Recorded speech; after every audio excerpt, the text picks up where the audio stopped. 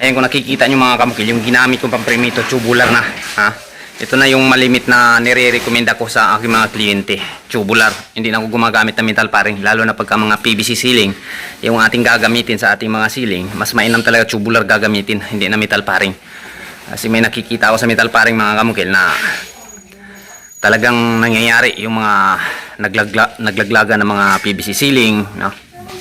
Ang kagandahan makukuha natin dito, napakatibay niya. Dagdag puwersa pa to. Ayan o. Tubular na po yan. At kung tatanungin nyo kung mas tipid bang yung metal paring kaysa tubular, mas nakakatipid kayo dito sa tubular na gagamitin mga kamukila. Kung i-compare natin yung presyuhan ng metal paring at saka tubular, talagang mas mura yung metal paring. Pero sa tubular kasi, tubular lang yung ginagamit natin. Tapos welding rod, kunting welding rod, no? Sa isang part na to dito mga kamukil, kasi grahe to, hindi nakakaubos ng kalahating kilong welding rod to.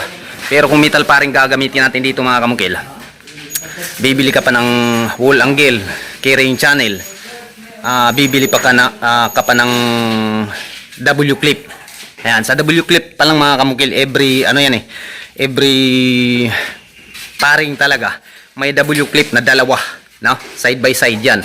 So kung bibilangin natin to, ilang metal paring yung ilalatag natin dyan papunta dun, sa W clip pa lang nalalakihan ka na. Now, compare dito mga kamukil, tubular lang at saka welding rod yung gamit natin, nakakatipid ka talaga dito. Tapos madali yung trabaho. Pangatlo, napakatibay ng iyong ceiling mga kamukila. Maglilindol man, uuga man, no? Kapag hindi nasisira yung kinakapitan nitong ating metal framing na tubular para sa ating ceiling, hindi mangyayaring iti-twist to.